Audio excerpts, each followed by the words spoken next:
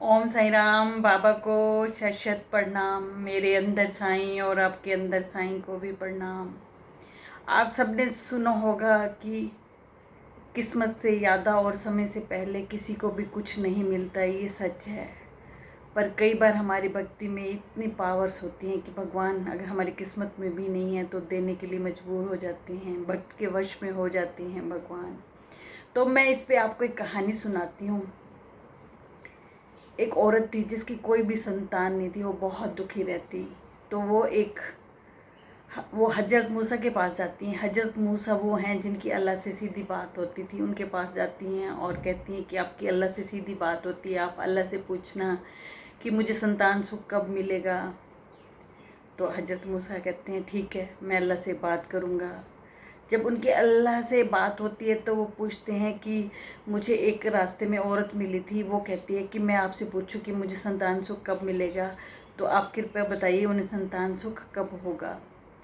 तो अल्लाह बोले कि उन्हें तो संतान सुख है ही नहीं, उनके भाग्य में तो संतान का सुख नहीं है, तो उनकी संतान नहीं होगी। तो जो मूसा थे उन्होंने आके उस औरत को कहा कि बीबी तुम्हारी तो किस्मत में संतान ही नहीं है, तुम्हें संतान सुख नहीं है, अल्लाह ने ये कहा है। और सुन के बहुत निराश हुई कि जब अल्लाह ने ये मैसेज दे दिया, पैगाम दे दिया, तो मेरे तो संतान होगी नहीं।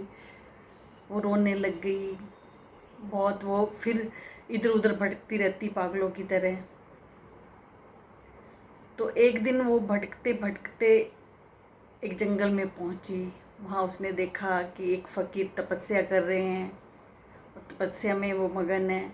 तो वो वहाँ बैठ गई, उन फ़कीर को देखने लगी। तब उसने देखा कि जो फ़कीर की कुटिया है वो बहुत मैली होगी, उसमें काफ़ी पेड़ पौधे जैसे झाड़ियाँ झुड़ियाँ आ गई हैं और बहुत मिट्टी है।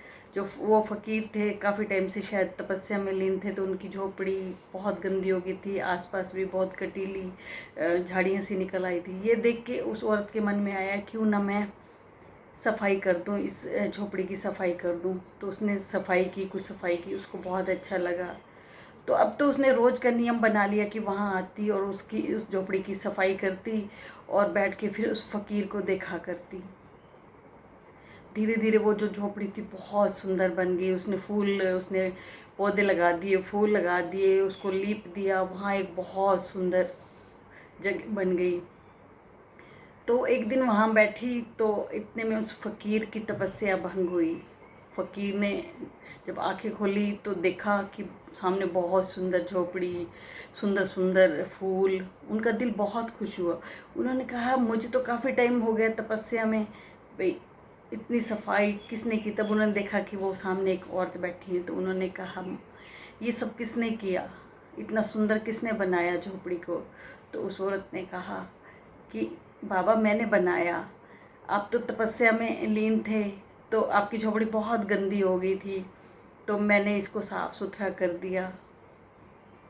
मैं रोज़ आती, मैं इंतज़ार करती कि आप कब तपस्या से बाहर निकलोगे, आपसे बात करूँगी। तो फ़कीर बहुत खुश हुए, कहने लगे कि माई मैं बहुत खुश हुआ, तुमने निस्वार्थ बहुत सेवा की है। बता क्या मांगती हो, मांगो, जो कुछ मांगती हो मांगो। कहते ना कि हमारे अंदर जो दुख होते हैं हम तो वही मांगते हैं। तो उस औरत के अंदर तो ये दुख था कि उसकी संतान नहीं है। तो उसके मुंह से निकला कि बाबा मेरे संतान नहीं है, मैं संतान सुख चाहती हूँ। तो फ़कीर ने कहा जा माई, दिया। वो बहुत खुश हुई। पर फिर उसके मन में आया कि जब अल्लाह ने कह दिया कि संतान नहीं है, तो फ़कीर ने कह दिया, तो अल्लाह तो फ़कीर से ऊपर है। तो उसके मन में ना शंका हो गई। फिर उसे लगा कि ये फ़कीर भी तो पहुँचे हुए हैं, मैं देख रही हूँ उन्होंने काफ़ी टाइम से ये तपस्या कर रहे हैं। वो घर आ गई और कुछ दिनों बाद वो फिर प्रेग्नेंट हो गई। वो बहुत खुश हुई और उसको 9 महीने बाद उसका बेटा पैदा हुआ। तो एक दिन वो अपने बेटे को बाहर खिला रही थी गली में। तो हजरत मूसा वहाँ से निकले, उस माई को देखकर रुक गए। कहने लगे माई किसी रिश्तेदार का बच्चा खिला रही हो। तो कहने लगी नहीं, ये तो मेरा है। तो वो कहने लगे हो ही नहीं सकता, तुम झूठ बोल रही हो, ज़्यादा तुमने गोद लिया होगा। वो कहने लगी, नहीं बाबा, ये मेरा है, मैंने कहीं से गोद नहीं लिया, मैंने अपनी कोख से पैदा किया। वो हैरान, ये कैसे हो सकता है कि अल्लाह की बात तो लकीर का फ़कीर होती है, तो कैसे बात अल्लाह की झूठी निकल गई। तो वो कहने लगे कि मैं जब अल्लाह से बात करूँगा तो पूछूँगा कि आपकी बात कैसे झूठी निकली। तो जब उनकी अल्लाह से बात हुई तो उन्होंने अल्लाह से पूछा कि आपने तो कहा था कि उस माई का औलाद नहीं होगी, फिर कैसे हो गई। तो अल्लाह ने कहा, ठीक है, मैं तुम्हें इस बात का जवाब दूंगा, पहले मेरी एक शर्त है, तुम मेरी वो शर्त पूरा करो तो तब मैं तुम्हारे इस प्रश्न का उत्तर दूंगा। तो हज़रत मूसा ने कहा कि क्या आपकी शर्त है। तो अल्लाह ने कहा कि तुम 1 किलो इंसान का गोश्त लेके आओ। हज़रत मूसा हैरान हुए कि अल्लाह ये क्या मांग रहे हैं, पर वो अल्लाह से सवाल जवाब नहीं कर सकते। तो उन्होंने कहा, ठीक है, मैं आपके लिए लेके आऊँगा। वो घर आए, उन्होंने अपने रिश्तेदारों से बात की कि अल्लाह तो इंसान का गोश्त मांग रहे हैं। तो उनके रिश्तेदार ने कहा कि तुम पागल हो क्या, इंसान का गोश्त कौन देगा, तुम्हारे अल्लाह ने ये कैसी शर्त रखी, ये तुम्हारी शर्त कोई भी पूरी नहीं करेगा। अगर हमारी उंगली पे थोड़ी सी भी चोट लग जाए उसमें भी दर्द होता है, और तुम्हारी कौन 1 किलो गोश्त देगा। तो वो घूमते रहे, सबसे बात करते रहे कि अल्लाह ने इंसान का गोश्त मांगा है। सब उन्हें भी पागल कहने लगे और अल्लाह को भी पागल कहने लगे कि ये क्या है। तो हज़रत मूसा ऐसे घूमते रहे, कोई इंसान नहीं मिला जो अपना गोश्त देने को तैयार हो।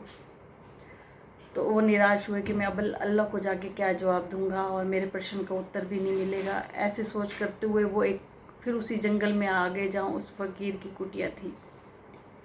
वो वहाँ उस फ़कीर वो से मिले, तो फ़कीर से बातें हुई, अल्लाह की बातें हुई। तो उन्होंने बातों बातों में कहा कि मुझे अल्लाह ने एक काम सौंपा है, मुझे इंसान का गोश्त लाने के लिए कहा है, पर मुझे कोई भी देने को तैयार नहीं।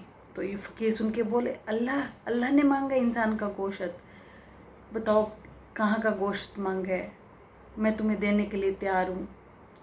तो हज़रत मूसा कहने लगे, ये तो नहीं बताया कि कहाँ का गोश्त, बस इतना कहा है कि गोश्त लाना है। तो उन फ़कीर ने कहा, मैं तुम्हें जगह जगह से काट के अपना गोश्त दूंगा, तुम अल्लाह को जाके दे देना और अल्लाह से पूछना कि कहाँ का गोश्त अच्छा लगा तो मैं वहाँ का और आपको निकाल के दे दूँगा। और खुशी खुशी उस फ़कीर ने अपना जगह जगह से अपना गोश्त निकाल के हज़रत मूसा को दे दिया। हज़रत मूसा बहुत खुश हुए कि अब तो मेरे प्रश्न का उत्तर मिल जाएगा। वो लेके अपने अल्लाह के पास आए और उनको दे दिया।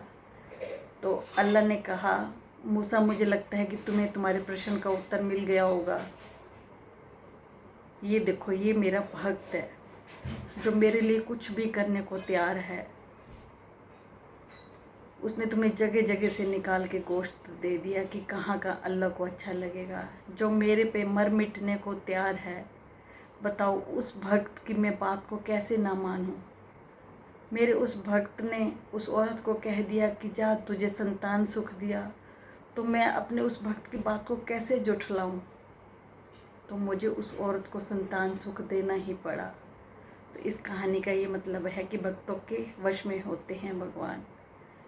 काश हमें ऐसा फ़कीर मिले जिसकी अल्लाह के साथ सीधी बात हो, या औरत जैसा भक्त हो जिसने निस्वार्थ भक्ति की, निस्वार्थ सेवा की, उसकी झोपड़ी को संवारा।